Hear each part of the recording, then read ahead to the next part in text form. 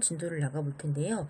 이 단어는 문법이에요. 그래서 여기 소단원 제목을 보시면 2-1은 우리 한글의 창제 원리를 배울 거고요. 2-2는 이제 발음 그리고 표기와 관련된 부분에 대해서 배울 건데요. 일단 오늘은 첫 시간이기 때문에 여기 한글의 창제 원리를 먼저 배울게요. 한글은 우리 다 알다시피 세종대왕이 만드셨죠? 그래서 한글이 어떻게 만들어졌는지 그 창제 원리에 대해서 배우는 부분이에요. 자, 그러면 넘어가서 본문을 보도록 할게요. 자, 먼저 첫 번째는 한글의 창제 배경인데요.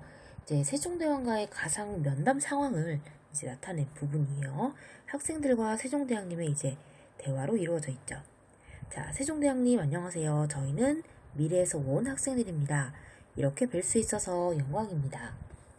자, 저희는 한글이 만들어지고 600년 정도 후에 미래에서 왔습니다. 자, 600년 정도 후에 미래에서 왔다라고 돼 있는데 요거는 그냥 상식이니까 알아두면요. 이제 훈민정음이 자꾸 버벅거리네. 자, 창제된 연도는 1443년에 창제가 됐고요. 그 다음에 반포라는 건 이제 만들어서 백성들에게 알렸다는 뜻이죠. 1446년이에요. 요것은 상식이니까 알아두시면 되겠죠.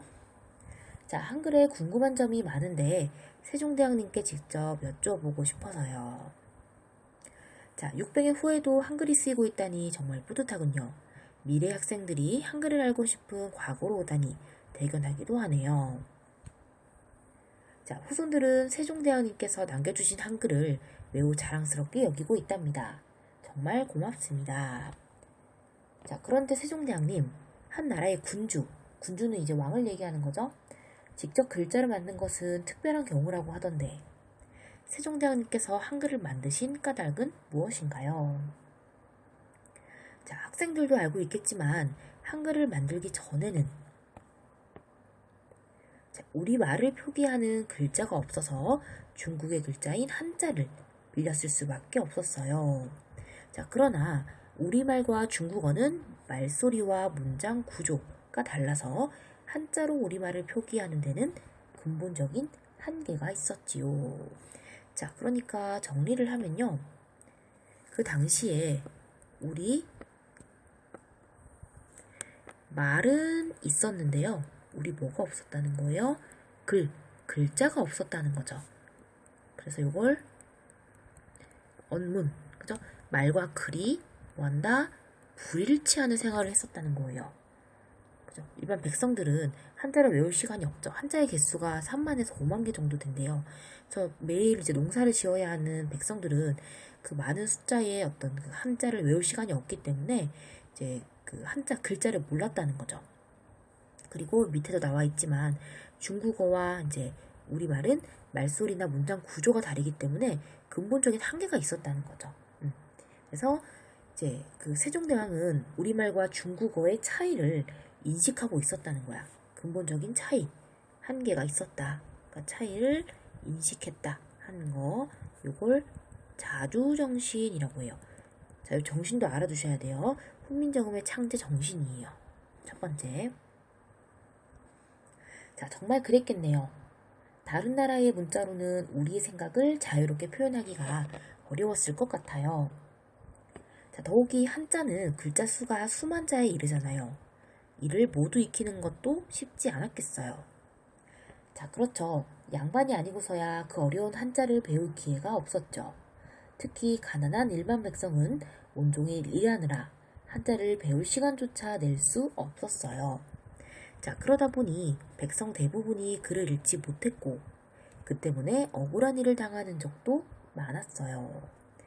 자, 그래서 누구를 위하는 마음에? 백성을 위하는 마음, 백성을 불쌍하게 생각하는 마음에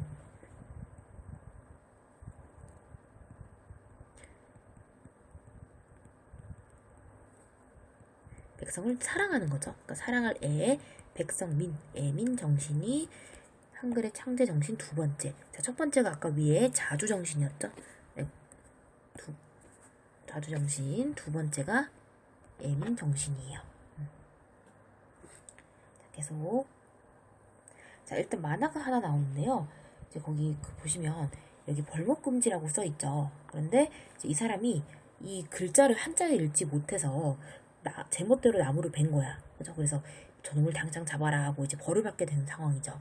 그래서 옆에 뭐라고 돼 있냐면 억울합니다. 소희는 까막눈. 까막눈은 글자를 모르는 사람을 까막눈이라고 불러요. 자, 무슨 뜻인지 통 알 수가 없었습니다요. 위와 같은 일이 자주 일어났군요. 자, 맞아요. 또한 글자를 모르니 평생 책을 한 권도 읽지 못한 백성도 많았어요. 나는 모든 백성이 책을 읽으면서 상강 옳음과 같은 유교의 기본적인 도리를 배우고 지혜로워지길 바랐어요.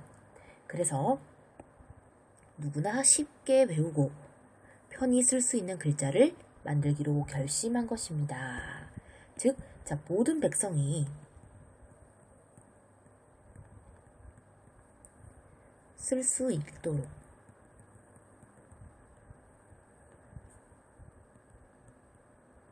하기 위해 만들었다. 이건 실용정신이죠.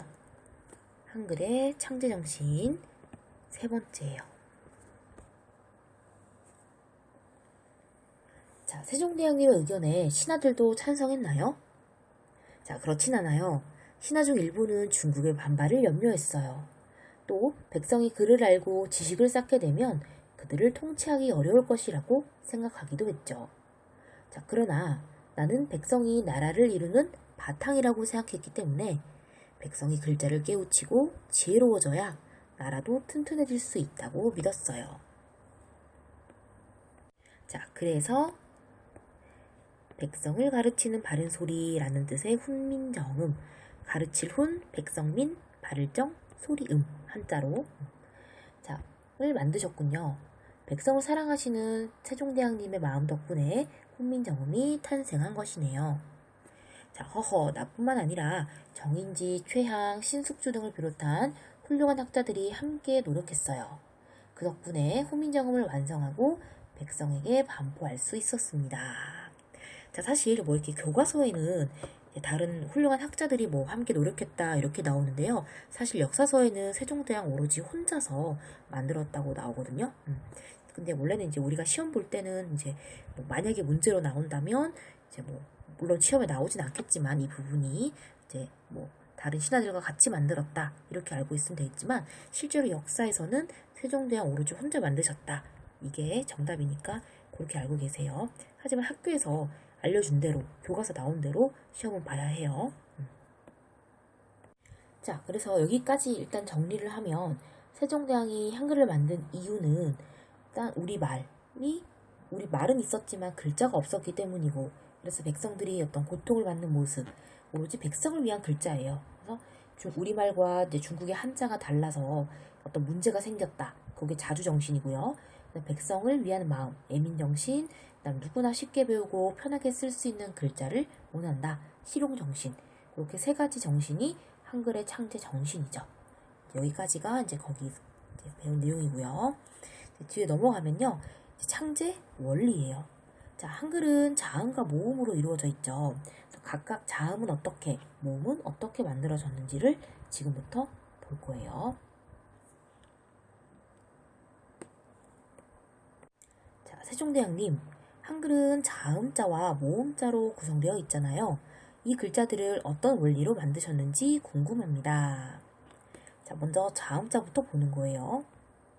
자, 한글의 자음자는 소리를 내는 기관의 움직임이나 모양을 본뜨려고 했어요. 자, 소리를 내는 기관의 움직임이나 모양.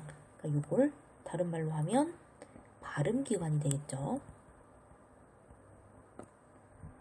자, 그래서 왕자들과 공주들을 불러 소리를 내게 하고 이를 관찰하고 연구했답니다. 심지어 의원까지 불러 확인했죠.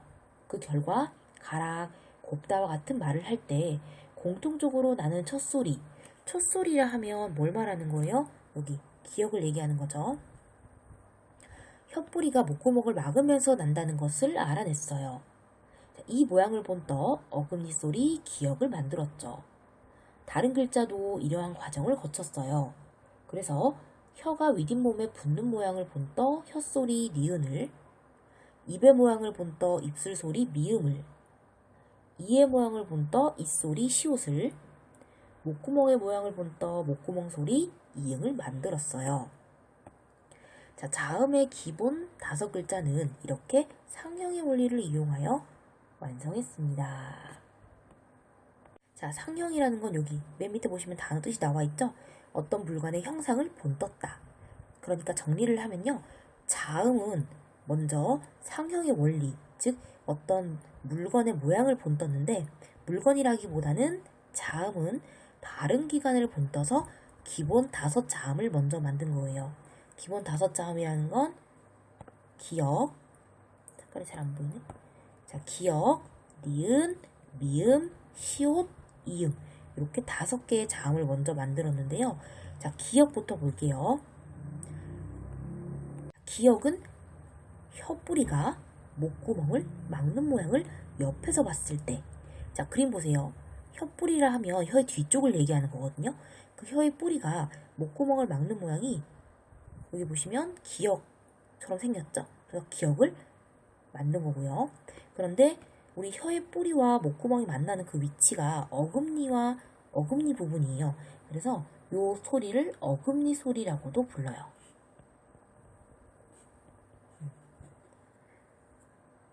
그 다음에 자, 니은 같은 경우는 반대로 혀가 여기서 조금 더 정확히 하면 혀 끝이라고도 하거든요.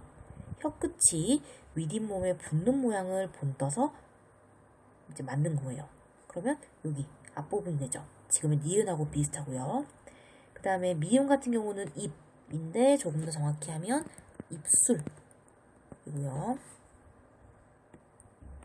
그리고 시옷은 이렇게 앞니죠. 앞니를 옆에서 봤을 때 이제 이의 모양을 본뜬 거고요. 마지막으로 이응은 목구멍은 이제 여기 목구멍이 이제 동그랗게 생겼죠. 그래서 이응을 이제 만들게 된 거죠. 그래서 이렇게 5개의 자음을 만들었다. 무엇을 본떠서? 발음 기관을 본떠서. 그래서 본떠서 만들었다 해서 이것을 상형의 원리라고 부르는 거예요. 자, 넘겨서 자, 와, 그림을 보니 더 쉽게 이해가 돼요. 그래서 한글은 여기 자, 발음 기관을 상형하여 만든 유일한 글자라고 하는군요.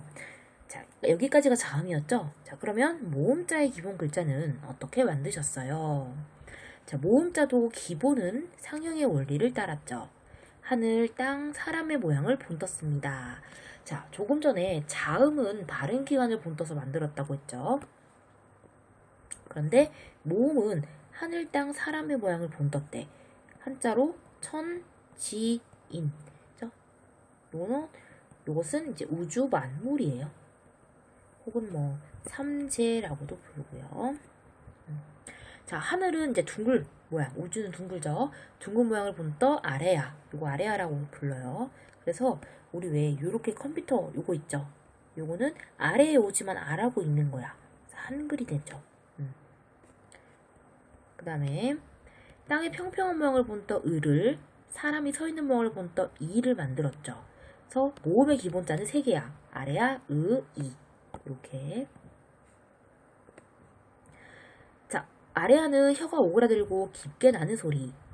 은은 혀가 조금 오그라들고 깊지도 얕지도 않게 나는 소리. 이는 혀가 오그라들지 않고 얕게 나는 소리를 표현한 글자입니다. 자, 그렇군요. 한글이 왜 독창적인 글자인지 이제야 알겠어요. 자, 독창적인 글자라는 건 다른 글자를 모방해서 만든 게 아니라 독창적으로 그죠? 만들었다 이 뜻이죠. 아이고, 똑같은 말이에요.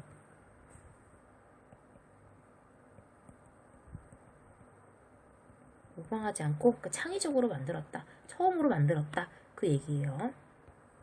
자, 그러면 다시 자음을 볼 텐데요. 아까 전에 자음의 기본자 5개 만들었죠? 기역, 니은, 미음, 시옷, 이응. 이렇게 자음은 5개의 기본자를 무슨 원리로? 상형의 원리로 만들었죠. 자, 무엇을 본떠서? 발음 기관을 본떠서요. 그죠? 그런데 자음이 5개만 있는 건 아니니까 나머지 자음은 어떻게 만들었을까 하는 거예요. 자, 밑에 보시면 가회계 원리라는 또 다른 원리가 나왔는데요. 자, 읽어볼게요. 자, 세종대왕님, 그럼 기본자를 제외한 나머지 글자들은 어떻게 만드셨나요? 자, 자음자는 기본자에 획을 하나씩 더해서 만들기로 했지요. 자, 기본자에 획을 더했대. 더할 가짜, 획을 더했다 이런 뜻이야. 그래서 두 번째 원리가 바로 가획의 원리가 되는 거예요. 획을 추가했다, 획을 더했다 이런 뜻이에요. 이것을 가획의 원리라고 합니다. 자, 기역에 획을 더하여 키읔을 만들었대. 자, 기역에다 획 하나 추가하면 뭐가 돼요? 이렇게 키읔이 되죠. 그리고 니은에 획을 더하면 디귿이 되고요. 그죠? 디귿에 획을 더하면 티읕. 미음에 획을 더하면 비읍, 비읍은 피읍이 되죠. 획을 추가하면. 그 다음에 시옷에 획을 추가하면 지읒이고요. 지읒은 치읒이 되고요. 이응에 획을 더하면 히읗이 되는 게 아니라 이렇게 여기 이름 나와 있죠. 여린 히읗이라고요. 그리고 히읗이 되는 거예요. 이렇게. 그래서 중요한 건 여기야. 획을 하나씩 더할 때마다 소리가 세진다는 특징이 있다는 거. 이게 가획의 원리의 특징이에요. 됐나요? 그래서 밑에 보시면 울컥이란 단어보다 울컥 여기 보면 지금 기역 히읗이라고 소리가 세지면 느낌도 더 거센 느낌이 나죠. 그죠? 그래서 글자 모양과 소리가 관련이 있다는 거야. 어떻게 보는 거냐? 자, 기역 보시면 글자 모양이 비슷하면 여기 아까 전에 기역이 무슨 소리였죠? 우리 기억나요? 무슨 소리? 어금니 소리였죠? 어디서 나는 소리였어요? 혀끝, 네, 혀의 뿌리가 목구멍을 막아서 나는 소리였죠? 그 다음 니은 같은 경우는 혀소리로서 혀 끝이 윗잇몸에 닿아서 나는 소리. 미음은 입술 소리, 히읗은 입소리, 이응이 목청 소리였는데 이거 세로로 지금 보는 거예요. 기역하고 키읔은요. 둘 다 혀뿌리가 목구멍을 막아서 하는 소리예요. 그 다음에 니은, 디귿, 티읕은요. 셋 다 혀끝이 윗몸에 닿아서 나는 소리고요. 미음, 비읍, 피읍 요 세 개 자음 다 입술에서 나는 소리고요. 또 헷갈리지 않게 색을 시옷, 지읒, 치읒은 다 입소리고요. 이응, 여린 히읗, 히읗은 다 목청 소리예요. 그러니까 세로로 봤을 때 글자의 모양이 비슷하면 다 같은 자리에서 소리가 난다는 뜻이야. 그래서 여기 보시면 글자의 모양과 소리가 관련이 있다. 그 얘기죠. 그래서 밑에 세종대왕님이 얘기를 하시죠. 비슷한 발음 기간을 사용하는 같은 계열의 글자는 모양도 비슷하다. 반대로 말하면 글자의 모양이 비슷하면 같은 발음 기간을 사용한다. 그 얘기예요. 예를 들어 혓소리 니은, 디귿, 티읕 위에서 세로로 보세요. 지금 여기 보는 거죠. 여기. 자, 니은, 디귿, 티읕은 모두 혀가 윗몸에 붙는 소리니 모양도 비슷하게 만든 것이랍니다. 까지가 가획의 원리고요. 자, 세 번째 원리가 이체의 원리인데요. 이체할 때 이가요. 달을 이자, 몸체자예요. 그러니까 위에 나와 있는 상형이나 가회의 원리가 아니라 다른 방법으로 만들어진 자음들이다 하는 건데요. 세 개가 있어요. 이거 외우셔야 돼요. 예디음, 리을, 반치음. 자, 그 예디음 같은 경우는 사실 이응이니까 목청 소리에 가서 이제 만들어져야 할 것 같지만 얘는 어금니 소리이기 때문에 여기서 만들어지는 소리. 그 다음에 리을, 그 다음에 이렇게 반치음 이렇게 만들어지는 거예요. 그래서 이응, 니은, 시옷에 획을 더하여 만들었지만 앞의 경우처럼 소리가 세지는 건 아니에요. 그래서 얘를 뭐라고 불러? 이체자라고 부르는 거예요. 여기까지가 자음의 기본자예요. 그래서 총 개수를 더하면 몇 개죠? 지금 상형의 원리 5개죠. 옆으로 보는 거죠, 지금. 그 다음 가획의 원리로 만들어진 자음이 하나, 둘, 셋, 넷, 다섯, 여섯, 일곱, 여덟, 9개고요. 5개, 9개, 이체자 3개죠. 그럼 총 더하면 17자. 그래서 세종대왕님이 자음을 만들었을 때 기본자의 개수는 17자가 기본자예요. 됐나요? 자, 여기까지가 자음에 대한 설명이었고요. 이번에는 이제 다른 모음자를 만든 방법도 궁금하대. 자, 아까 전에 모음 기본자 3개였죠. 하늘의 둥근 모양을 본 뜻 아래야. 그 다음에 땅의 모양을 본 뜻 으. 사람의 서 있는 모양을 본 뜻 이. 그래서 얘도 무슨 원리? 상형의 원리였죠. 무엇인가 본떠서 만든 거니까요. 모음은 이렇게 3개가 기본자였죠. 자, 모음자는 기본자를 뭐하는? 합성하는 방식으로 만들었대. 두 번째 원리가 합성의 원리예요. 합성이라는 게 뭔가를 합친다는 뜻이잖아요. 그래서 기본자끼리 합치는 거예요. 그래서 이 으랑 이에다가 아래아를 서로 합치는 방법으로 만들면 되는데, 자, 여기 으에다가 아래아가 위에 올라와. 그러면 지금의 오랑 똑같죠. 반대로 으 밑에다가 아래아를 붙여. 그러면 지금의 우랑 똑같고요. 이에다가 아래아를 바깥쪽에 써요. 그럼 지금의 아랑 똑같고요. 그 다음에 아래아를 안쪽에 쓰고 이를 써요. 그럼 지금의 어랑 똑같죠. 그래서 오, 우, 아, 어 요 4개의 모음을 모음자를 처음으로 합쳤다. 여기 보시면 자, 기본자 아래아와 의의 합성으로 오우 그리고 아래아와 이의 합성으로 아어를 만들었는데 기본자를 한 번만 합성해서 첫 번째로 만든 것이다. 처음 초자를 써서 이 4개를 초출자라고 불러요. 그리고 두 번째로는 초출자에다가 다시 또 아래아를 한 번 더 합치는 거예요. 그러면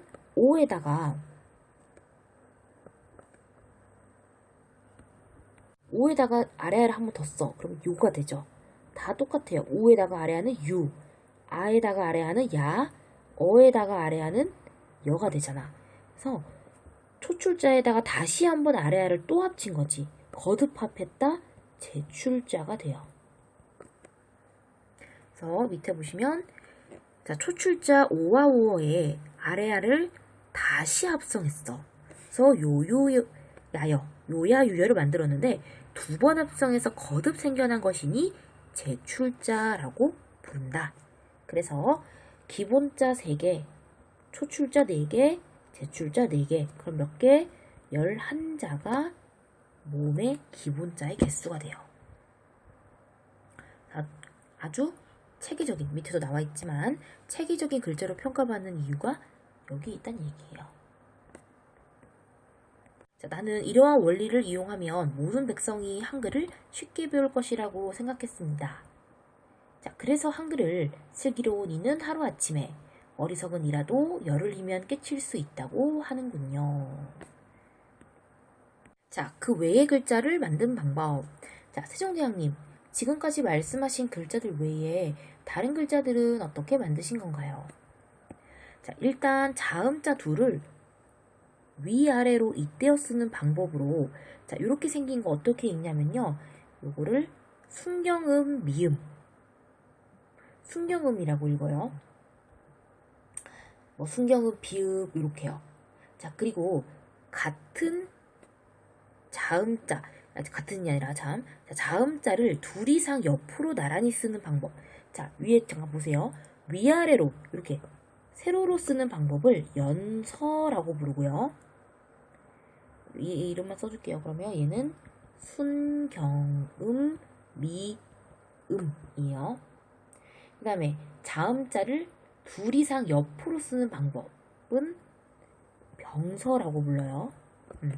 그래서 쌍기역, 쌍디귿, 쌍비읍, 쌍시오, 쌍지읒 그 중에서도 같은 자음을 쓴 이렇게 얘는 같은 자음을 지금 나란히 쓴 거고 얘 같은 경우는 다른 자음을 나란히 쓴 거죠. 같은 자음을 쓴 병서를 각자병서 여기까지는 아마 알아둘 필요는 없을 거예요. 그 다음에 다른 자음을 쓴 걸 합용병서라고 불러요. 이건 그냥 고등학교 가서 알아둘 필요는 있지만 지금은 뭐 굳이 알 필요는 없고요. 그냥 이런 게 있다 정도만 알아두시면 돼요. 자, 이런 글자도 만들었습니다. 자, 그러면 다른 모음자들은 어떻게 만드셨나요? 그러한 모음자는 모음자끼리 글자를 더하여 쓰는 방법을. 자, 그러면 다른 모음자들은 어떻게 만드셨나요? 그러한 모음자는 모음자끼리 이제 글자를 더하여 쓰는 방법. 그러니까 다른 모음자들도 합성의 방식으로 만들었다는 거예요. 오나 아, 그리고 우랑 어를 더해서 와, 워를 만드는, 그리고 다른 모음자들도 다 합쳐서 만드는 그런 합성의 방식을 사용해서 만들었다는 거 알아두면 되고요. 자, 이렇게 조합하면 엄청나게 많은 글자를 만들어낼 수 있군요. 자, 그렇죠. 그래서 한글은 필요에 따라 얼마든지 더 많은 글자를 만들어 쓸 수 있었어요. 자, 그래서 정리를 하면 지금 이제 자음의 개수가 17자, 모음의 개수가 11자였죠. 그래서 세종대왕이 이제 한글을 만들었을 당시에 기본자는요, 총 28자가 됐고요. 그 현재의 기본자, 기본 자음과 모음의 글자 수는 24자죠. 그 이유는 지금 쓰지 않는 소실된 글자가 4개가 있죠. 어떤 거 있었어요? 예디음 있었고요. 그 다음에 반치음 있었고요. 여린 히읗 있었고, 모음에서 유일하게 아래아 있었죠. 이 4개가 지금은 쓰지 않은 자음자이기 때문에 4개를 빼면 기본자는 24자다. 그죠? 하는 거 알아두시면 되겠어요. 넘어가 볼게요. 자, 세 번째는 모아쓰기라고 돼 있는데, 자, 세종대왕님, 그런데 한글은 다른 문자와 다르게 강이라는 단어를 기역, 이응이라고 풀어 쓰지 않고 강처럼 모아 쓰는데 이렇게 하신 특별한 의도가 있나요? 자, 우리 이렇게 쓰는 걸 뭐라고 부르냐면 풀어쓰기라고 하고요. 이렇게 하는 걸 모아쓰기라고 해요.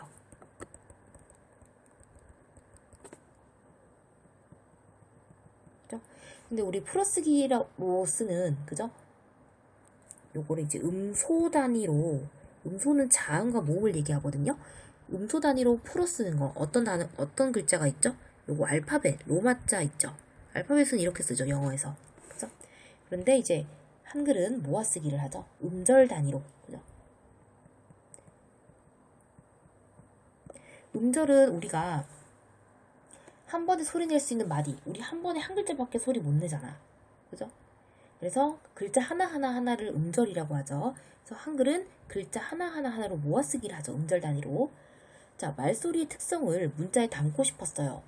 사람의 말소리는 자음과 모음으로 나눌 수 있는데 실제로 말을 할 때는 이것들이 한 덩어리로 소리납니다. 그래서 글자는 음소 단위로 만들었지만 적을 때는 소리를 내는 단위인 음절로 모아쓰게 한 것입니다. 그렇군요. 자, 이런 한글의 특성 때문에 현재 사용되는 24개의 자음 모음만으로도 1만 개 이상이나 되는 글자를 만들 수 있다고 하더라고요. 한글은 참 실용적이고 효율적인 글자예요. 세종대왕님께 한글 이야기를 들을수록 한글이 정말 대단한 글자라는 생각이 들어요. 자, 한글 창제 600년 후. 자, 훈민정음을 창제한 후 나는 이 글자를 백성에게 보급하기 위해 힘썼어요. 다양한 책을 훈민정음으로 번역하고 책으로 만들어 배포하기도 했죠. 미래에는 내 바람대로 한글이 널리 사용되고 있나요? 그럼요, 세종대왕님. 우리나라 국민이면 누구나 한글을 사용해요. 글자를 못 읽는 사람도 거의 없답니다. 자, 우리나라는 그래서 문맹률, 즉 글자를 모르는 사람의 이제 비율을 얘기하는 건데 그게 굉장히 낮죠. 거의 없다고 볼 수 있는데 이게 첫 번째 한글의 가치가 되죠.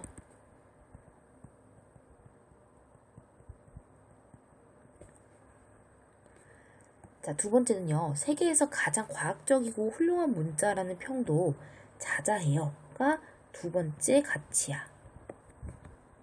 자, 중국 문자에 기대어 살았던 우리가 우리만의 고유한 문자로 언어 생활을 하면서 자긍심을 갖고 살아가고 있다니 참으로 대견합니다. 이게 다 여러분이 한글을 아끼고 사랑해 주었기 때문이겠죠. 앞으로도 우리의 문자인 한글을 소중히 여기고 가꾸면서 한글이 세계 속에서 당당하게 우뚝 설 수 있도록 도와주세요. 네, 세종대왕님 하면서 끝이 났네요. 자, 하나 더 언급하자면 한글은 유일하게 이제 전 세계에서 만든 사람과 그다음에 만들어진 연도가 밝혀진 글자예요. 굉장히 대단하죠. 그리고 뒤에 가서도 배우겠지만 조선시대 때 만들어진 그 한글이 지금 21세기 정보화 시대에도 널리 이제 아주 사용이 되고 있다는 거. 그거까지 우리 뒤에 가서 배울 거예요. 자, 그러면 뒤로 넘어가 볼게요. 자, 학습활동 보시면 다음 자음표로 완성해보자 라고 돼 있죠. 자, 먼저 이건 기본 자음을 얘기하는 거죠. 기본 자음 5개였죠. 일단 여기부터 채워볼게요. 자, 기본 자는 기역, 니은, 미음, 시옷, 이응이었고요. 그 발음 기간을 본떠서 만들었기 때문에 상형의 원리였죠. 자, 먼저 기역은 혓뿌리가 목구멍을 막는 모양을 본떠서 만들었고요. 자, 니은은요, 혀끝이 혹은 혀가 윗잇몸에 닿는 모양, 혹은 붙는 모양을 본떠서 만들었죠. 그 다음 미음은요, 입이나 입술의 모양을 본떴고요. 시옷은 이의 모양, 이응은 목구멍의 모양이었죠.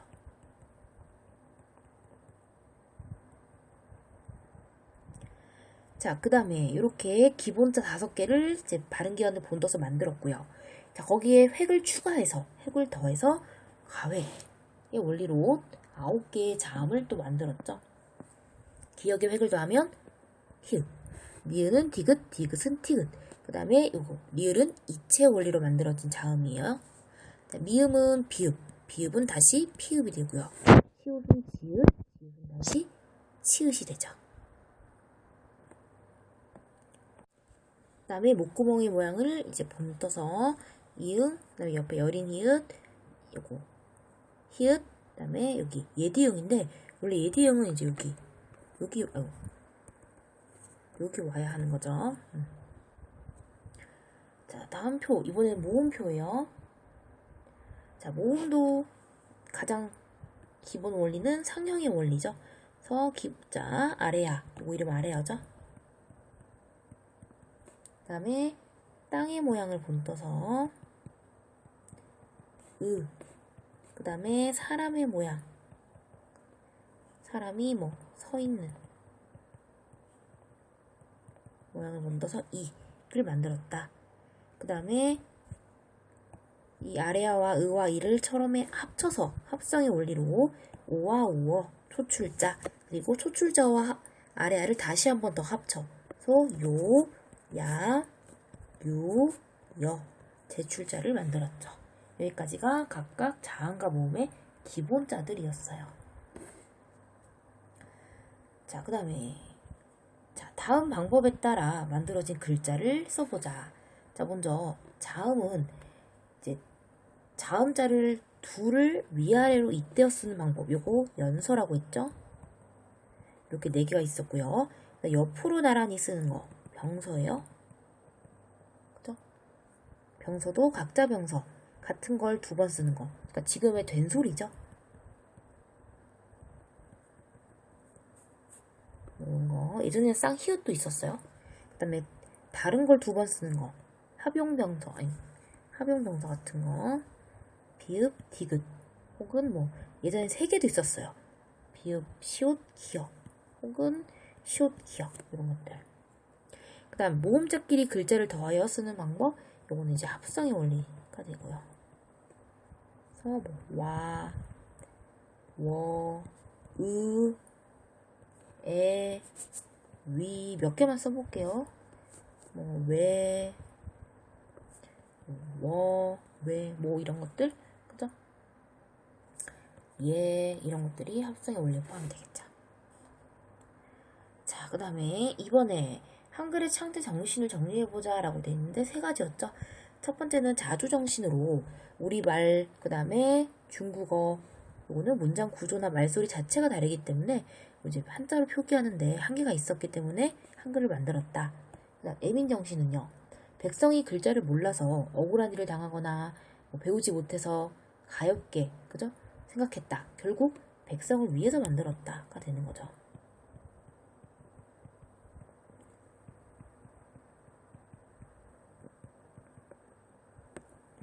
그 다음 실용정신은요. 누구나 쉽게 배우고 쓰기 편한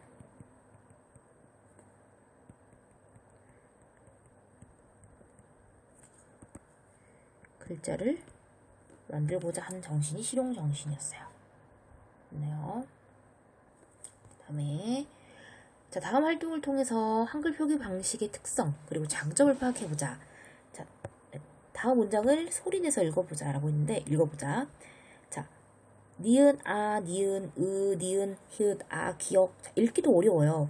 이렇게 쓰는 방식을 우리 풀어쓰기라고 했어요. 그죠? 소 단위로, 그죠? 자음과 모음으로 풀어쓰기. 그죠? 얘를 읽어보면 나는 학교에 일찍 왔다. 이렇게 읽을 수 있는 거죠. 자, 이 문장을 모아쓰기 방식으로 다시 써보자. 그럼 이렇게 쓰면 되고요. 그죠? 모아쓰기의 장점. 자, 모아쓰기의 장점이 시험 문제에 자주 출제되니까 얘는 꼭 알아두셔야 돼요. 자, 모아쓰기 장점이 뭐예요? 자, 우리 이렇게 풀어쓰기로 읽을 때보다 모아쓰기로 써서 읽으면 훨씬 더 단어나 문장의 뜻을 빠르게 이해할 수 있고요.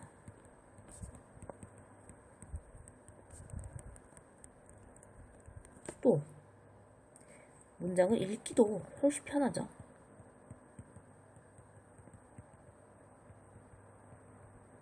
이렇게 두 가지 장점 꼭 알아두셔요. 자, 그 다음은 학습활동인데요. 자, 아까 선생님이 얘기했지만 한글은 이제 여기 정보화 시대에, 정보화 사회에도 적합한 문자라고 했었죠. 그 이유가 밑에 나와 있어요. 읽어볼게요. 자, 공개된 정보를 누가 더 빠르고 정확하게 검색하고 사용하느냐가 중요한 정보화 사회에서 한글의 우수성은 더욱 빛난다. 한글은 자음자와 모음자의 수가 비슷하여 컴퓨터 자판에서 왼쪽과 오른쪽에 자음자, 모음자를 적절히 배치할 수 있다. 그리하여 왼손과 오른손을 번갈아 가며 글자를 입력할 수 있어서 타자 속도가 알파벳보다 훨씬 빠르다. 마치 컴퓨터를 염두에 두고 만든 것처럼 한글은 컴퓨터와 궁합이 잘 맞는다. 그 밑에 그림을 보면 위에가 이제 한글이죠. 한글은 여기 딱 왼쪽은 자음만 있고요. 오른쪽은 모음만 있어요. 훨씬 정보를 입력하기 빠른데 그 로마자 알파벳 같은 경우는 자음과 모음이 이렇게 그냥 불규칙하게 배열이 되어 있다 보니까 입력하는 속도 면에서 아무래도 한글보다 느릴 수밖에 없는 거죠. 자, 휴대전화 문자 메시지를 입력할 때도 한글은 8개의 기본자를 바탕으로 12개의 조작 단추 안에서 자음과 모음을 배열하므로 입력 속도가 다른 문자보다 훨씬 빠르다. 또한 모음자의 경우 한 가지 소리로만 발음이 되고, 자, 모음자가 한 가지 소리로만 발음된다는 게 무슨 말이냐면, 요것도 이제 뒤에 가서 보긴 할 텐데요. 예를 들어서 한글 같은 경우에는 모음 아 있죠. 이 아가요, 어디에 들어가든 다 아로 발음이 되죠. 뭐 가족이라든지 아기, 그죠? 사과 할 때 이때 아가 항상 다 똑같이 아로만 발음이 되잖아. 그죠? 근데 영어에서 우리 A를 생각해봐. 이 A가 항상 아로 발음되진 않아요. 아몬드 할 때는 아로 발음이 되죠. 그죠? 근데 about 할 때는 어로 발음이 돼요. 그리고 애플 할 때는 또 에로 발음이 되고요. 에이블 할 때는 A로 발음이 돼요. 아몬드, 그 다음에 about, 애플, 에이블. 이렇게 다 하나의 A라는 단어가 에, A 다 다르게 발음이 된다는 거야. 그러니까 처음 배우는 사람 입장에서는 당연히 다 똑같이 소리가 나는 한글이 훨씬 더 배우기가 쉽다는 얘기죠. 자, 그 다음에 소리 나지 않은 글자가 거의 없죠. 그러니까 이제 묵음이라든지 그런 게 없다는 거야. 이것도 배우기 쉬운 이유고요. 또 문자와 소리의 일치성은 기계 번역이나 음성 인식 컴퓨터 등 한글 정보화에도 매우 유리하게 작용한대요. 자, 그러니까 올라가서 다시 정리를 하면 한글이 정보화 사회에 어울리는 잘 맞는 문자인 이유 첫 번째가 여기 타자 속도가 굉장히 빠르다는 거. 두 번째가 여기 입력 속도, 문자 메시지, 휴대전화 문자 메시지 입력 속도가 다른 문자보다 빠르다는 거. 그죠? 그리고 세 번째가 문자와 소리의 일치성. 이게 이제 기계 번역이나 음성 인식 컴퓨터. 그래서 이제 그 정보화 사회에서 빛나는 이유 세 가지가 되는 거죠. 자, 밑에 정리가 되어 있어요. 볼게요. 자, 한글과 로마자 컴퓨터를 입력할 때 어떤 차이가 있나요? 자, 아까 한글은 뭐라고 했죠? 왼손하고 오른손을 번갈아 가며 사용한다 했어요. 그래서 속도가 빠르다고 했죠. 그런데 알파벳은 어때요? 자음과 모음을 분리하지 않아요. 그렇기 때문에 한글에 비해서 속도가 느린 편이죠. 이제 정보화 시대는 속도가 곧 생명이니까요. 그 다음에 좀 전에 얘기했던 건데요. 기계 번역이나 음성 인식 등에 유리한 까닭.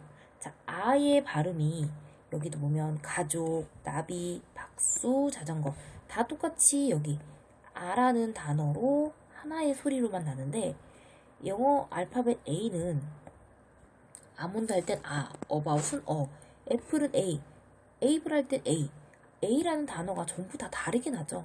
그러니까 한글 같은 경우는 지금 하나의 글자가 그죠?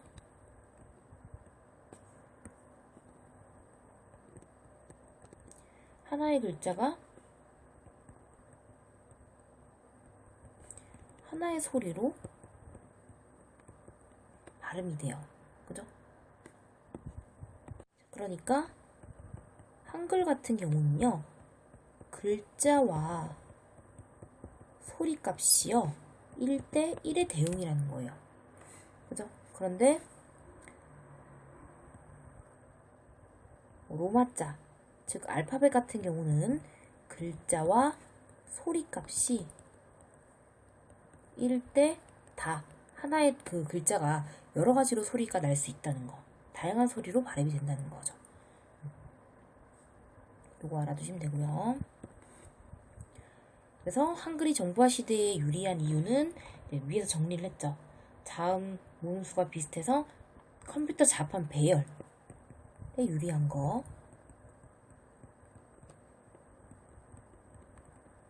그 다음에 그 문자와 소리가 거의 같다는 것.